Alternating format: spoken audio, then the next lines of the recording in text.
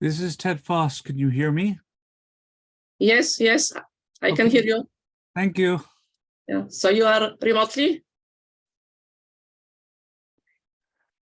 I'm sorry, Elizabeth, you said? I was asking if you joined remotely. Yes, I had to be remote today. I'm sorry.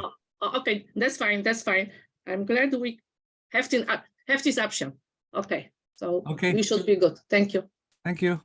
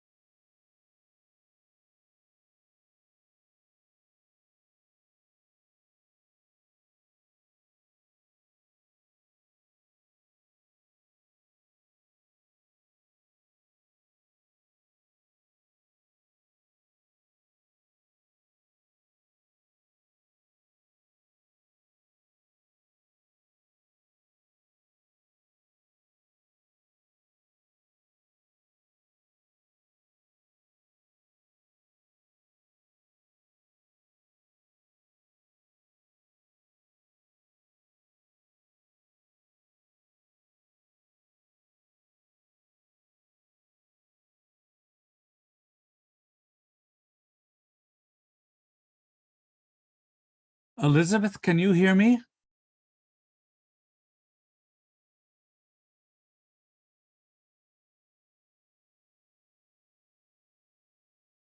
Yes, yes, Ted. Okay, I guess we're the only two people who seem to be on this call. Yeah, but the rest should be on. We have some participants, but the majority should be in the veterans room. So we are working on connecting. Okay, I see. So we're still working on the connection there. Thank you. Yes, yes, thanks.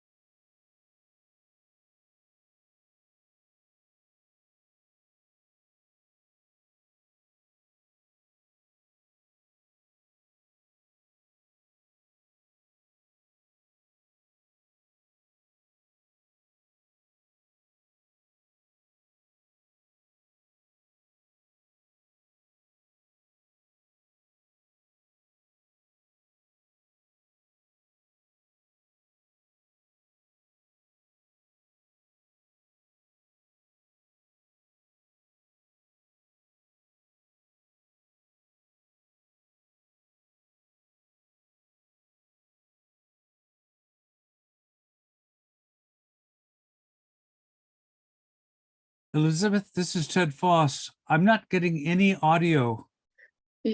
Yes, I apologize. We are trying to make this work, and at this point, yes, I'm working with IT staff Okay. to So, make this work, but I yeah. apologize for those No. who join remotely. Okay. All right. Thank you.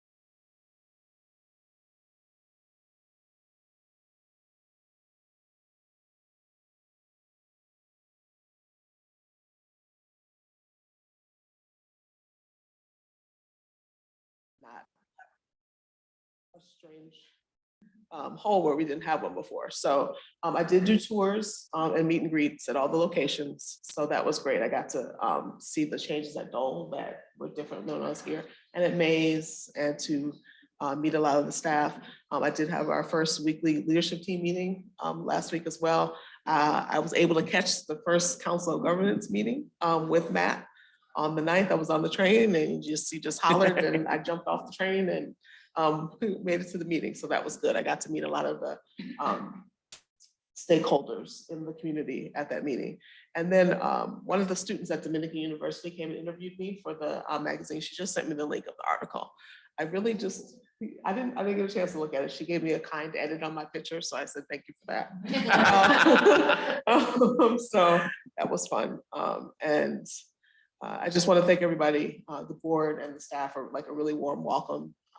It's really great to be back here. I feel really blessed, like I said in my report, and I look forward to the work ahead. So one item of business too I wanted to highlight.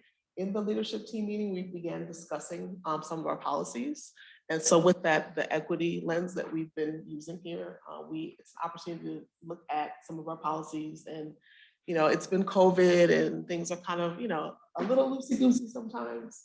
And so it's a really good opportunity to relook at them and engage staff and see what we could do. So we started some of that work at our last leadership team, and you'll see some of those changes at the next meetings. So respectfully submitted. That's the end of my report. Thank you. Any questions? Thank you. You're talking about reviewing some policies.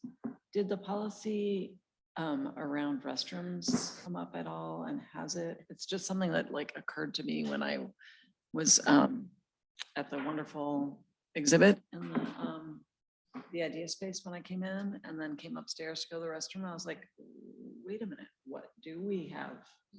What do we have for restrooms? Right? Like, do we have any that are not gendered? I think the only place where we have bathrooms that aren't gendered or really children's section, family restrooms, don't trying to feed you. I know, so it hadn't, it's one of those things hadn't occurred to me before, and it didn't come up in our conversation at that one meeting I went to yet, but when we were talking about travel reimbursement so happened. And so I think it dawned on all of us that it may be an opportunity even to like do a schedule where we just look at everything, like maybe once a year, or do it like biannually where we just go through all of them to make sure. It might not be anything we need to change, but that way we're not changing it when a problem arises, or if we get tripped up on something, being proactive about it. So out of a conversation that we kind of muddled through, I think a good thing came out of, let's look at some of our policies and see what we can do, and to stay on top of them before it becomes like, oh, I need to look at it because. Right. So we'll be mindful of that one too, if there's any. And then there might be an opportunity to make other ones too that don't, like there may be a need for some too. So that was, I'll make a note of that one though, about Okay. the bathroom, and get back to you too. Awesome, thanks. Any other questions? Okay, thank you. Next up is our strategic priorities: engagement, learning, stewardship, and anti-racism. Do we have any questions for Jocelyn or other staff?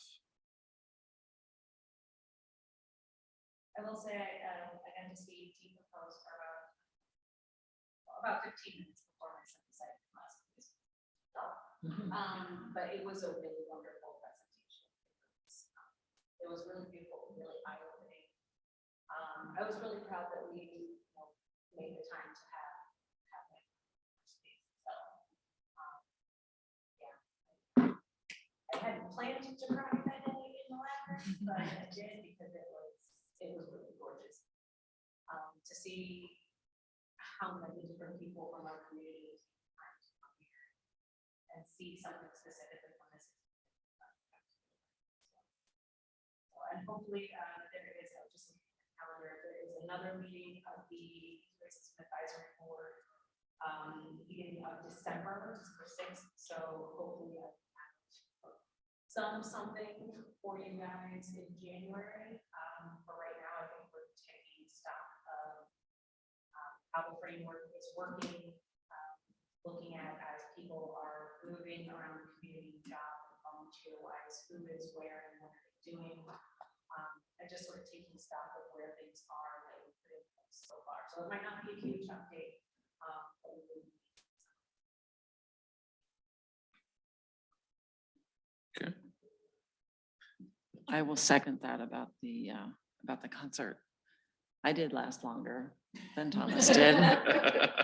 But to be fair, it was also, for Thomas, it was also after we did the decorations, so poor guy. And I think it was more than 15 minutes he lasted. It seemed, I was impressed. But it was really, it was moving. I was sad that I didn't have time to go to the circle, but I was glad to see pictures that it looked like a good amount of people were there after. Yeah, it was really moving. And the comments that I've seen on social media about people being so grateful that we're having these conversations. Like I'm seeing a lot of positive kind of public conversation, feedback, which is great. I'll say similarly about the Diego Muertos presentation. I did post that on Facebook, and so many people from outside the area. This is what the library just does. Just to, and again, it was another moment that we got to say, yeah, we're holidays and taking this time. It was really enjoyable. Didn't get to see it. I know there are a couple of videos out there. I feel like such a bad trustee because I always forget to register for events, and then I just sent my spouse and child to go, and he was like, "Oh my God, you were supposed to register." But lovely library staff let them in, and they just so it was a packed house. It's just so impressive, like how it's amazing.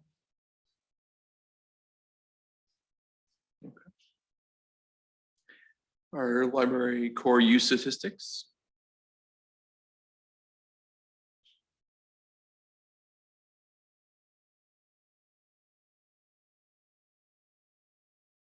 there any questions or observations?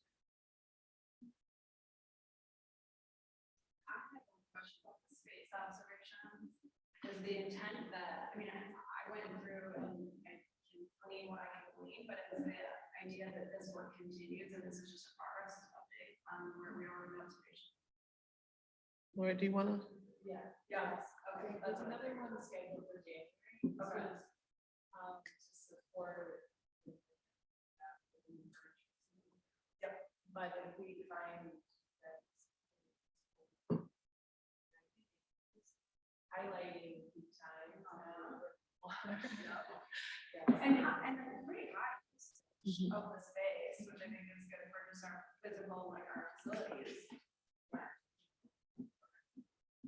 Thank you. It's good to see because I think pre-COVID may not be as useful now. It's nice to see some of these, it's still up to that.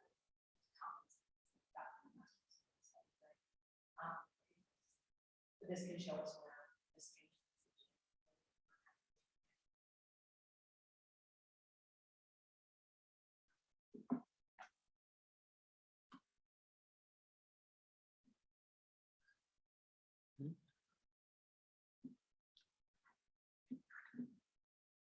No, there was one thing I had a question about, looking at the numbers and I'm trying to remember now.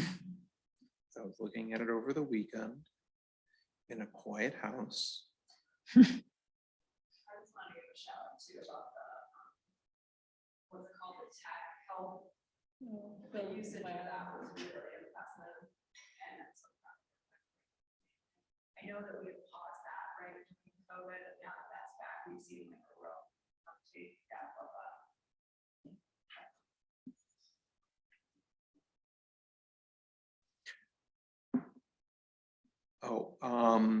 That's what it was. Could we get a link, or maybe if it was sent otherwise, a link to that map for the book bike? Because the one that's in the packet is not, it's a little too zoomed out to be super helpful.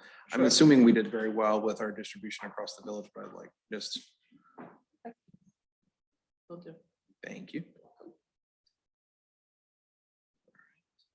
Have you all decided like which software programs to do for now I forget the name as well, but the learning labs? I don't know the answer to that question yet. Like, I see, so you do like Zoom and WordPress, iMovie, like, how do you determine those? And like, are you all kind of like reassessing it, or how do you determine like which? It's usually patron request. The feedback we get across the service desk. Did you have a recommendation? Smart sheet would be an incredible, like, I mean, but yeah, I think that there's a lot, I guess I just wonder, like, is there a way for patients to like offer suggestions, or is it just kind of based on what comes up? What's Smart Sheet?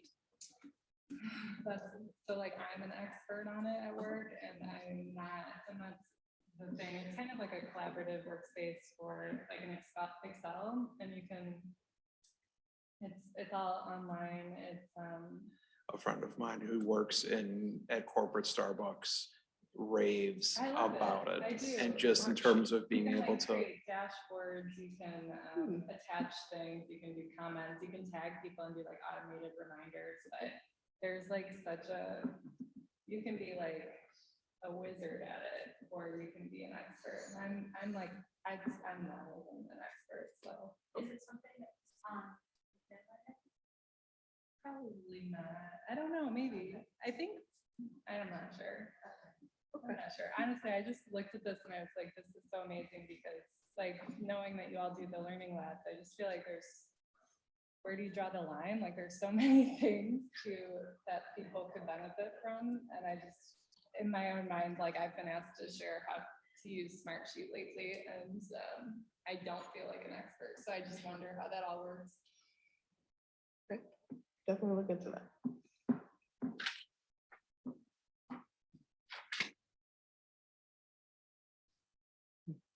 All right, we'll move on to the additions and terminations, and then staff changes. Nothing really surprising in either one of us.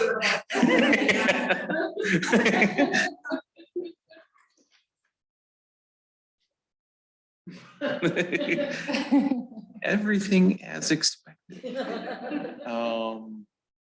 So if there's no other questions about those items, we can move into our financial reports. Should we get our tax bill, Jeremy? Yeah. The treasurer has posted them online. They've posted them, they have not mailed them out. Yeah. They are getting ready to get that revenue in by the end of December. Merry Christmas, Yay. Happy New Year. Yeah.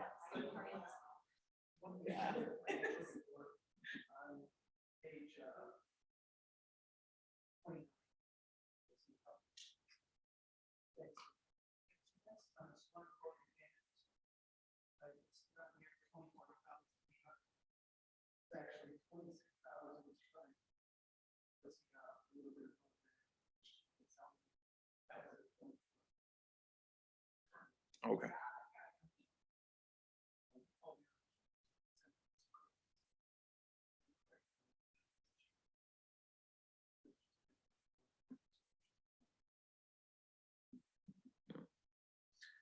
One question is, as I saw the expenditure, your note about the malware bites, cybersecurity, as in the previous board meetings when there's been discussion about our, the ransomware insurance, approaching that market, approaching non-viability, of those firms not being able to offer it anymore.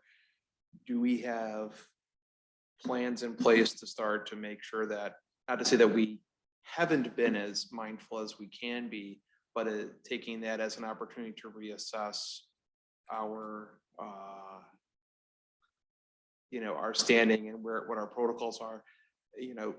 Please bear with me, as the cybersecurity person at my day job used to work for the Federal Reserve and is very serious about it. So it's in my head a lot. I get weekly briefings on it, so it's in my head. I don't think we're as much of a target as others, but it's just one of these things as it's in my mind as I see that expenditure, and we've talked about the, that insurance, and there's still stories popping up of ransomware. I'd like to,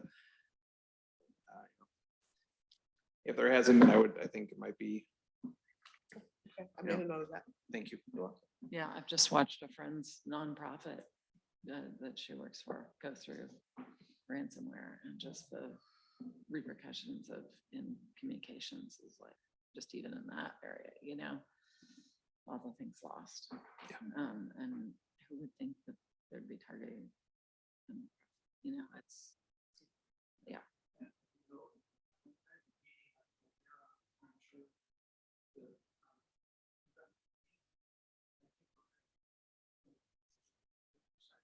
Okay, good. Yeah. That's good to know. Thank you. Okay. Any other comments regarding our financial reports on Jeremy's report?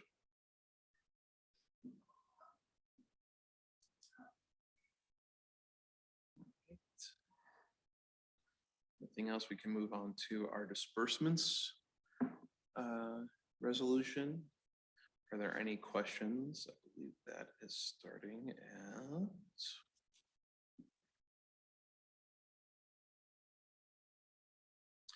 page 41 of the PDF. Are there any questions? Hearing none, is there a motion to approve? So moved. Moved by Virginia. Is there a second? Second. Ted, I'm not sure that you are, that we are allowed to hold hybrid meetings. So unfortunately, I don't know that you can make that, that second. All right, I'm sorry, but it says in the agenda that the meetings to be held in person and via Zoom. So I'm here, but I will not, then I withdraw my second. Is there a second? Thank you, Mandarina. Is there any further discussion? Hearing none. Those in favor say aye. Aye. Those opposed say nay. The resolution, the disbursements resolution is approved. Thank you. Now we will move on to additional reports. iGov. IGov met on Saturday. We had a surprise guest. Senator Don Harmon came to our meeting. He said that a constituent had come to visit him in his office to ask him about a recent incident that had happened in the community. I think it was at the high school maybe, or near the high school. And he wanted to be able to address the constituents' concerns and be able to say that the governing bodies are talking to each other about how, when incidents happen, that we are communicating, and he didn't know the answer to that question. And so he came to iGov on Saturday to put it out to us. He wasn't saying like, I want an answer today, but want you guys to all be thinking. So a conversation ensued about how the governing bodies talk to each other. It sounded like, at least for the part of the village and the schools, that was already happening. But a conversation took place largely around community safety and how we communicate with one another about things that happen in the village. I will say that I could only stay for the first half, so I wasn't present for the round. We go around and everybody gives an update from their respective body, and so I wasn't there for that. But I think there was also a conversation about the forum, which I mentioned at our last meeting was going to be for people who want to run for office or have decided to run for office. They're talking about pushing that back, which I am advocating for, not to February, but maybe to May. So we'll be able to provide an update on when that's going to happen next time. That's it for my go. COG, Councilman Rose.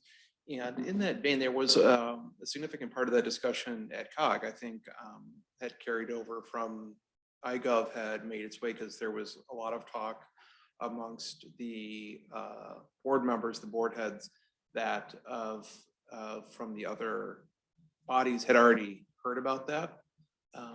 And we're discussing about how to communicate the ways in which the managers, the superintendents and the executive directors do work together and meet, and how the financial staffs and communication staffs work together and in those pieces. So that, I think, did carry over in some way.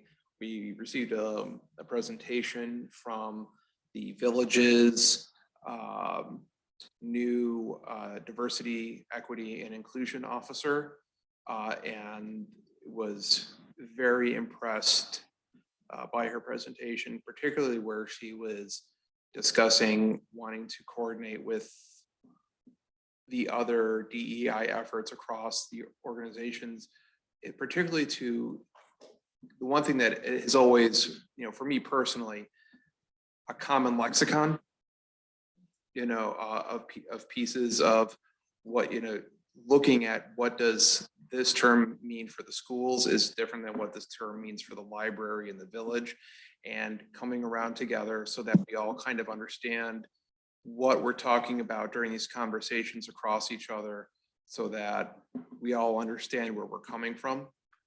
We all have very common goals, but the way we talk about it in our internal dialogues, may set up different expectations around certain goals and things, even though we say it's in the same words, we're not seeing it the same way. And so that was a big piece. And for me, that's always been a key part of this, is that what do these parts mean, so that we all are on the same footing going into these conversations. And then we received a presentation from, and cannot remember the name of the organization, but it was C4. Yes, thank you. About sustainability and how that piece fits into equity conversations and racial justice. And I think he opened up very, very well with how air quality in Oak Park and air quality in Forest Park and Austin are not separate issues, that because there is not some border when it comes to the air, that they all intermix, and that we need to look at a broader conversation around these initiatives because they have broader implications beyond our little, 2.5 by 1.5 square mile pocket of land. So I thought that he was a very, very engaging speaker, and he resonated very well, deeply with me on those topics. So I thought, and they will be sharing some of their information from C4 to the group, and I've asked for, and I should follow up because I haven't gotten it yet, the slide deck from the village's DEI officer about to share with the rest of you. So I thought it would be important, as interesting as we had that conversation about iGov, a little bit about where that came from as a result of information from COG not being shared back to boards, or having that presentation to share to you, I think would be good. And that was kind of that. Ted, would you like to share any updates from Planet Green? Yes, we have 2 students from OPRF who are in Sharm el Sheikh, Egypt, at the UN climate change conference. And Gary Kunin, who is head of Planet Green, was really very happy to know that we had these candidates or these constituents there. So that was fun. But also, Elizabeth joined us on that meeting. And Elizabeth, don't you think that it's really wonderful that we are doing this good work together with the schools and the Park District? I mean, Yes. It's quite inspiring. Yes, definitely. And also something to mention, I believe would be also good to say about this upcoming forum on December 9th, which would be taking place at the library. Okay. Thank you. What meeting is it, Elizabeth? So this is like green forum. They have annual forum about those green initiatives, and this will be held in December, on December 9th in Veterans Room at the library. Okay. Thank you.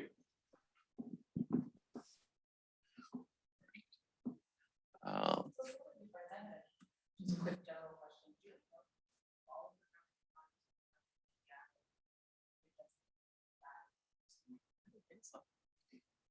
I don't think the Park District does, or the township.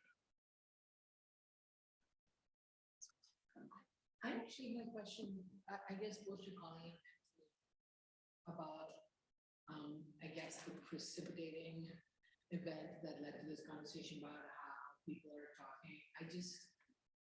I mean, I heard about whatever happened in the high school, and I understand the need for people to feel safe in their community. I'm just wondering how we can be careful about not over amplifying, I guess. That was the next part of the question Fear-mongering. I just asked.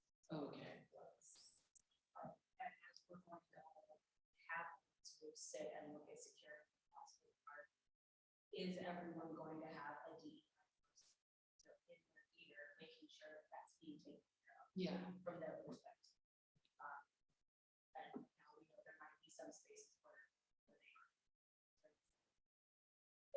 earlier somebody contacted me.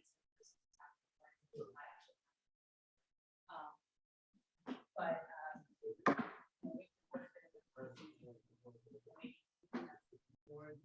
that kind of. So as we're looking at how we all collectively will take care of these things and having a common language and do we make sure that everyone who has a stake in what they're talking about is who's going to need the ball out? Because I would just, I would just be really wary of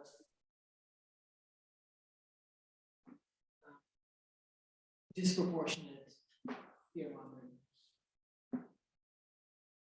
And also, you know, when you're looking at kind of how the governing body's coming together, like what is the representation on something that brings people together?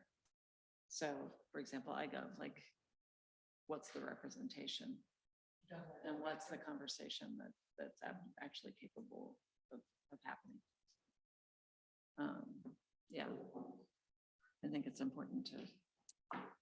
Yeah, I mean, I That- think to your question, Madhurima, is that the conversation was, the catalyst was a constituent bringing a concern forward, right? And so I think your point is well taken, that the people who are complaining are the people who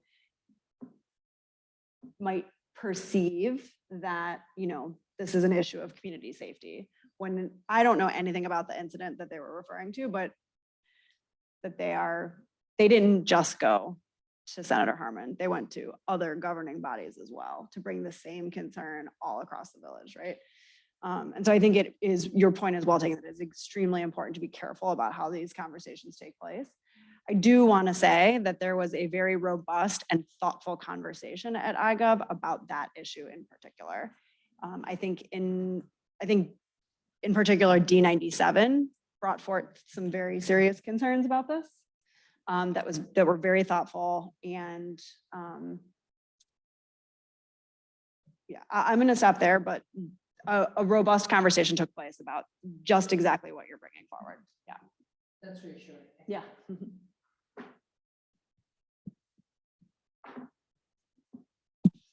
Okay.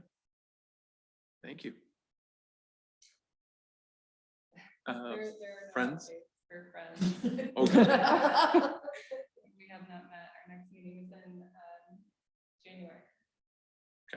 I have a meeting with Russ on Friday, just to meet and introduce, so I'm looking forward to that, so.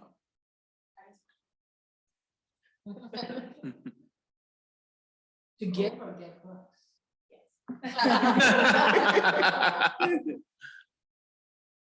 All right. Unfinished business, trustee childcare reimbursement / stipend for meetings. Now that we are likely to be back in person regularly, this is a good time to revisit this.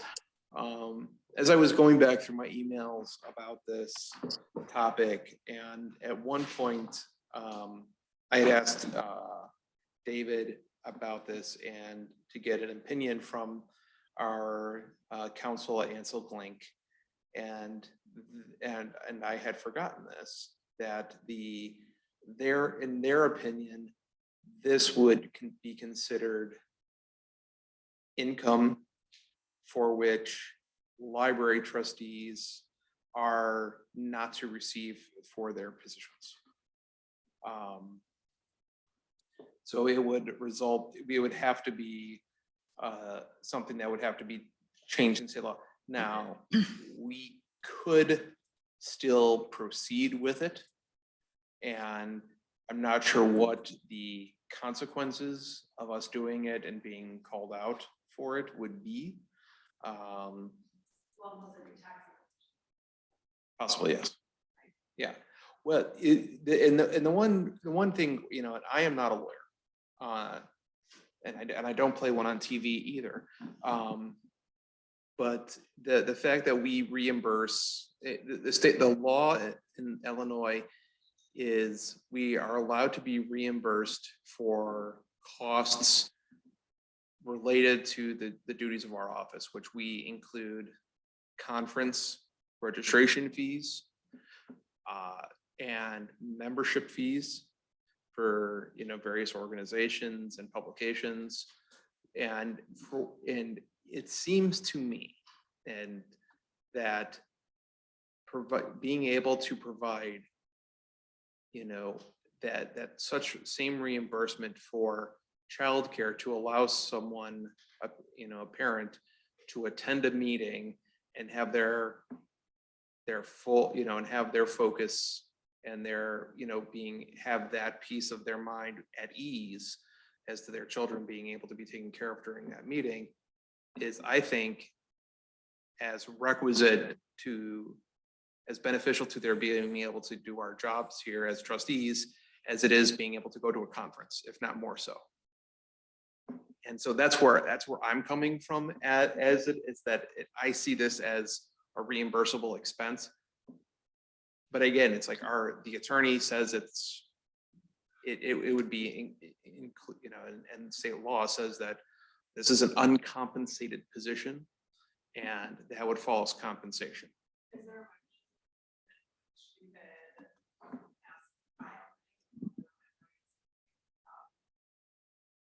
I have not. That's something we could, that I could definitely, we could definitely reach out. I know, Christine, you've offered to help with that, and we can definitely, you and I can tag team that with the public policy committee, and see if who else in the organization they can.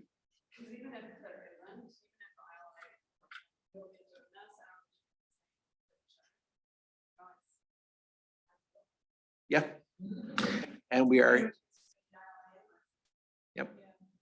And we're heading into that perfect time to propose legislation. That conversation or the emails that you had with the lawyers, where was that in relation to pandemic? It was during, because it was during the conversation with, I think it was back when we were looking at, I think it was right around when we had that one meeting in person when numbers had started to valley a bit. And I wanted to look at that, you know, and having conversations with, you know, with folks about it, because we're not the only uncompensated board. And so, I mean, it has implications across other bodies. And so, and I was talking with somebody from one of the school boards, and talking about trying to get people to run. And it's a barrier to people being willing to step up in the first place. That's what I was gonna say. It's an equity issue. Yeah. It is, and then I go back to the, like, maybe we should just not be in a compensated role, because like the reimbursement process, like most of the childcare options after 6 p.m. are informal. You don't get receipts, you use grandma and whoever. So I just go back to like, how would it really play out, and would it stop being a barrier to entry? And I don't think it would. I think it would still be like, I think that the people that are afraid to run because they can't get childcare still would have that issue. So I don't know. That's a fair point. And so that, but like, I'm not saying that because I personally want compensation. I just think it is like, if we are trying to eliminate barriers, then it's informal childcare that we need to figure out. Similarly, and this is directly something past. They said there used to be childcare at the library for board meetings. No. Can you imagine? No. 5-hour meeting. Okay. No. Somebody said, "When are you guys going to do that again?" I was like, Someone may have treated. Someone would have to put my baby down in his bed at home. How would that work? I was like, I think that's I'm sure there may be people who have treated the library as a child care while they were at things, but there was, to my knowledge, at least in my time on the board and during my dad's time on the board, because I've talked with him about this. No. Okay, I just wanted to make sure. I was like, maybe that was before me. Okay, good deal. No, I agree though. just parents, it's gonna be anyone who has, anyone they have at home. They take care of. So Yeah, that's true. anyone who's in an situation. those firms, parents. Also, quite frankly, just mobility in general. In Chicago, frankly, it's not terribly friendly. I was reminded of that today as I was putting my sloppy wet shoes in my car and. Let's do that, but, it just. So some of the things that we've learned during COVID, I'd like to keep some of those. See if- Well, I mean, so the childcare thing is an issue that we should figure out. But the thing that you're saying, Virginia, also suggests to me that we should also figure out an actual hybrid option for the meetings, you know, like I think that, I mean, that's just something, again, lessons from COVID that we learned is that, you know, like truly hybrid options. I mean, it really is very nice to see all of your faces, see you in three or four. Is it across time that I'm seeing you? But I do believe that, you know, it would be nice if Ted could just, you know, he's here. He's just like last month, the thing that he's doing was fair and game and I feel like that's really important too. So I think that that legislation is coming, you know, like you just said, and then you said, like you said, coming. I think that's gonna enter into the conversation, like, and that's something we could take to a broader, because it is a broader conversation. Yeah. Beyond what we just do. And I know we're the innovators, but we also, you know, I always get afraid when an attorney tells you and like saves us from ourselves. I try to listen to that too. But, yeah. We do pay them for their professional advice. Yes. And I am one, and I will say this, there was a meeting where our attorney provided us counsel on something, and a number of other trustees, and a certain number of trustees were, I think it was just one or two, but were saying, do we really need to do that? And I said, we are paying this attorney for their advice, and I feel like it's irresponsible to disregard it. And so, to be consistent with myself, you know, I think that is, you know, but I did want to put it out there. Right, You- and to recognize if we keep doing things the way that they've always been done, we're gonna continue to have the same people on board. Yes. And now is There's the rat. time to kind of make those shifts. Everything is a Yeah. little off kilter. Everything is the lessons and the advantages. You know, that did exist when we started. And there's been recent things, you know, especially as it comes to candidates and those on elected boards, changes in that it is now, you know, it wasn't specifically allowed before, but in recent years, there's been shifts to allowing campaign funds to be allowed to be paid for childcare for candidates.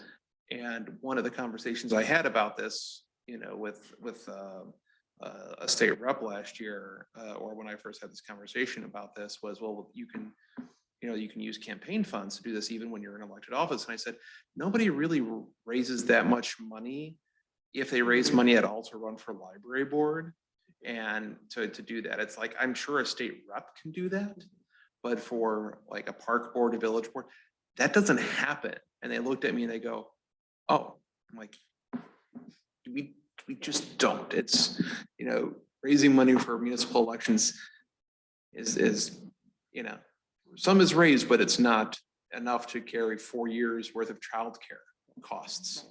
And then that in itself starts to become a barrier. Yeah. So, yeah. I think these are two issues that are related, you know, the idea of the hybrid.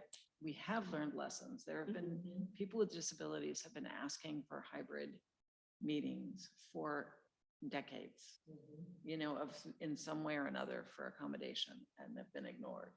And then all of a sudden we were able to do these turns on a dime, and people are wanting to turn right back and just forget that, and we can't do that. And I do think with the reimbursement for care, I think it's important not to remember the conversations, because we've had those conversations before. And Virginia, I'm glad you brought that up, that it's not just childcare. Yeah. You know, that it can be a spouse or partner or parent or whatever that needs care. And people's family structures can change very quickly. Yes. So, you know, that's definitely a barrier, and they both go together. So I don't think we go against lawyers and just, you know, kind of do it and decide, oh, well, whatever, you know, let the chips fall. But we look at what the chips are and what, you know, do we go to ILA? Do we go get a state law changed? I mean, they just changed state law after Niles. It's not impossible. And they're gonna have to change it again, but yeah. Huh? And they're gonna change it again. Yes, exactly. Senator Murphy introduced the bill yesterday, in fact. So, you know, Yep. if that's what needs to happen, I think both these things need to happen. Mhm. So we could leave the charge there, you know? Yeah. Change the whole, Yeah. as we do at Oak Park. Change the whole game with the vehicles, on the right vehicles. I mean, you know, we definitely want the lawyer's advice as to- in terms of Yeah. what the current situation is, but that doesn't mean we accept the current situation. No.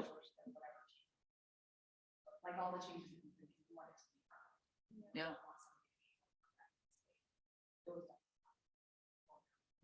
Yes.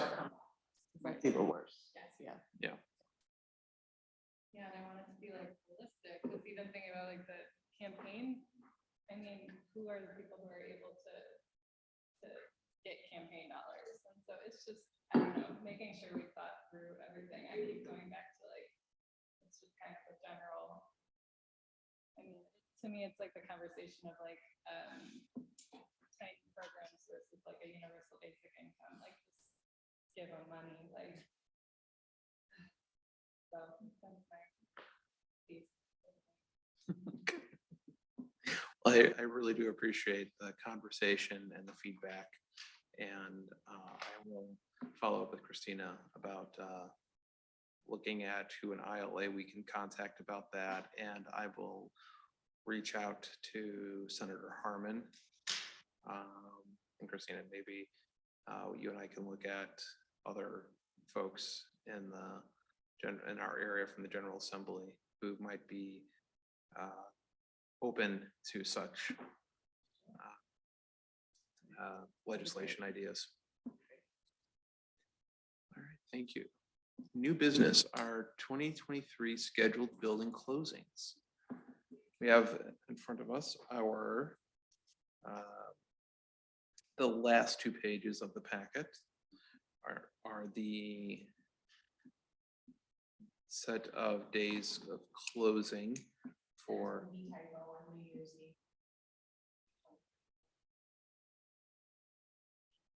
Yes, it should be the very last one should be December 31st, 2023. Okay, thank you.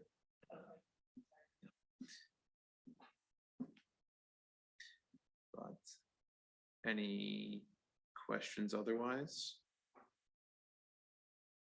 With that, yes. Just to be difficult, because that's my job. Just noticing that, you know, we have only Christmas recognized and not other holidays, just wondering what the movement, you know, what.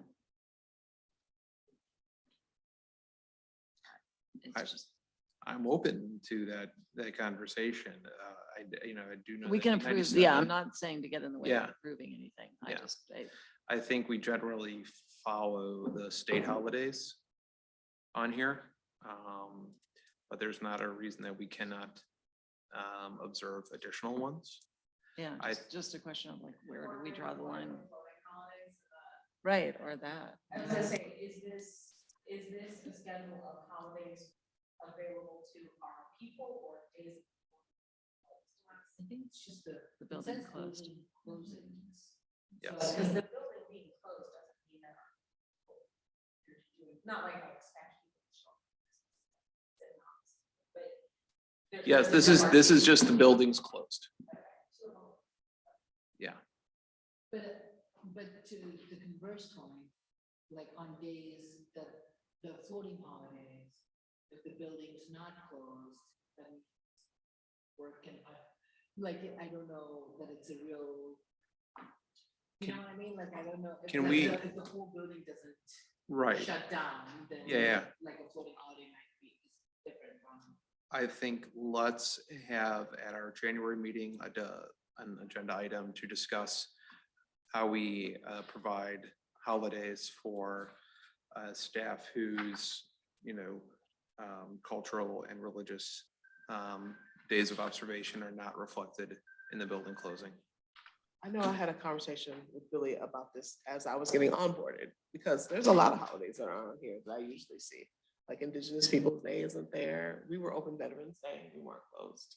And so I know he shared, like, the spirit is, like you said, we have the floating holidays, so you can celebrate, but yeah, definitely What just what are the limits on that?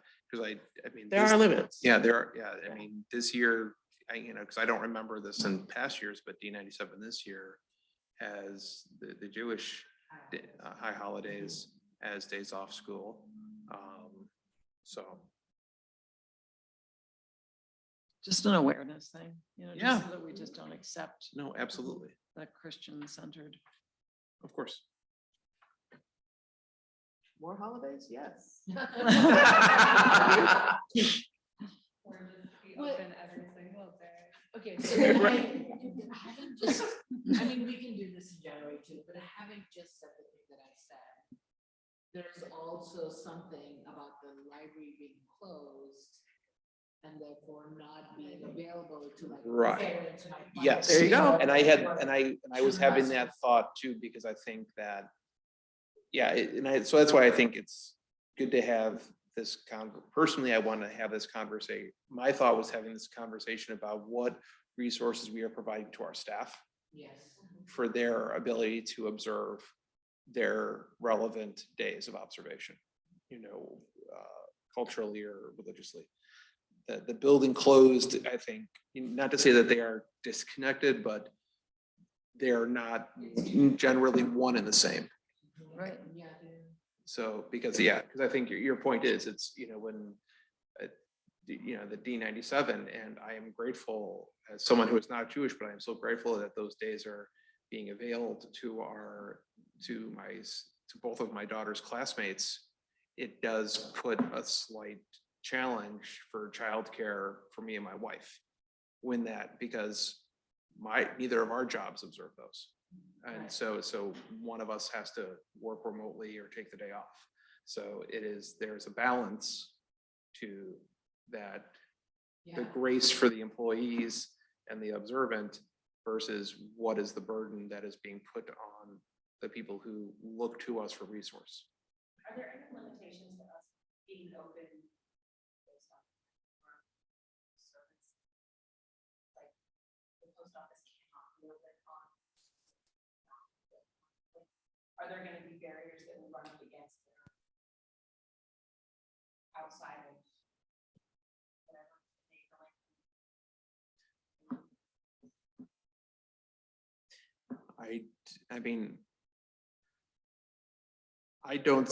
I don't see a reason why not. I think these are as much a form of custom as anything, but I do think that there are going to be certain days where, some of these days, whether we open or not, there's, going to be not a lot of people coming in here on New Year's Day in all likelihood.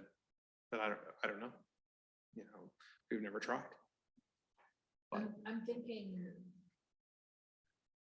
I mean, I don't know if Virginia was saying that we should consider being open on Christmas Day, so I will just pretend that that's what she was saying. So I don't have to be the one that said it, to say it, but I'm just thinking about like this, I guess I'm thinking about this really interesting phenomenon of the relationships between Jewish and Chinese communities having to do around Christmas and what's not open, you know, and the, and so there might be like inverse way where like our approach to welcoming as many different kinds of people, especially from different kinds of faith communities, cultural traditions, has to do with being more accessible. But Right, because if we're open, we can observe and invite the community in, and then they have access.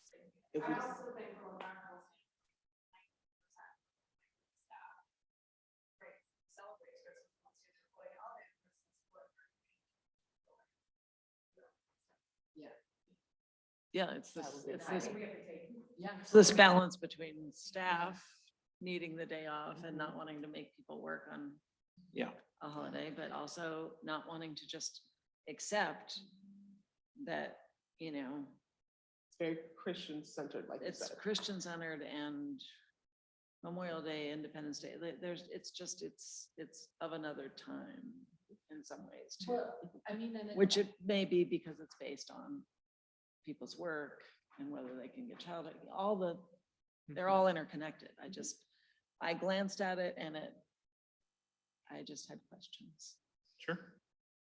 I really appreciate you bringing it up, Suzanne, and I was thinking that as you, to your last comment, that it actually reminds me of in the strategic plan report, you know, when we're looking at shifting demographics and the stuff, like especially in the leadership team, you know, like as that is changing, this should be a recurring conversation, like however the conversation, you said, you know, if we bring it back in January, however it goes in January should not be the last time that we think about it, not the last time for a while that we think about it, because obviously as we make changes, then the community and the needs of the staff will shift. I was We can thinking only- how the community is shifting as well, because especially, I'm thinking like from here to the end of the year, if you do not have a family that you're spending time with, everything being closed is really sad and isolated.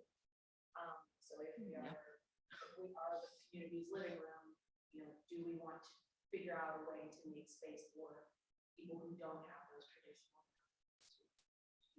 But again, we have to take stock of where the community is, where the staff is, what's going on, and look at. As someone who had to work a job that required me to work on Christmas Day, on Christmas morning, opening up, it was hard. It was, you know, and I mean, to be fair, it was a not great corporate entity and not a public institution. And we were basically told if we didn't show up, we were fired, you know, for that day. Well, let's definitely not do that. No, I'm not suggesting that. Easy. No, but it's not, but it's, you know, when we showed up to open up, this was a movie theater and opened up, there were people in line waiting to buy tickets the moment the box office opened. There are people who are out participating in the world outside of Christmas, traditional, you know, Christian, capitalistic Christmas traditions.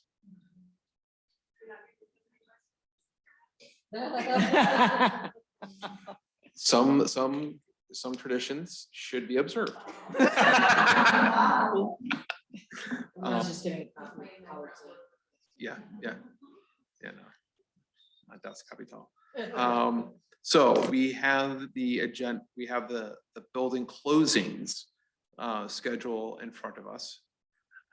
Is there a motion to approve? Thank you. Colleen, is there a second? Thank you. Virginia. Any further discussion?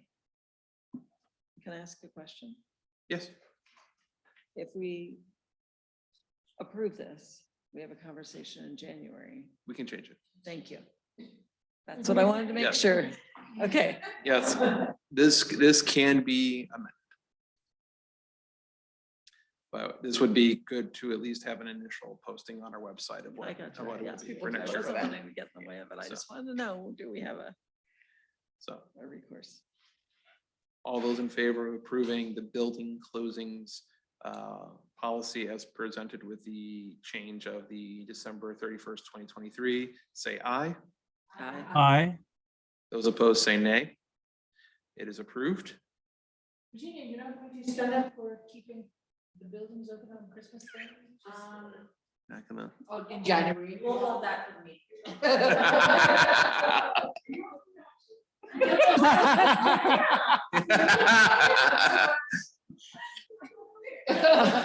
All right then. Okay.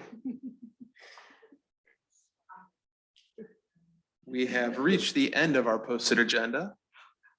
Is there a motion to adjourn?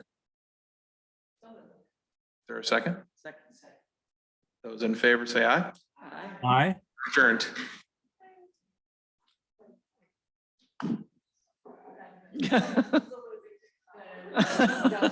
Still on? It was good. Are we still on Zoom?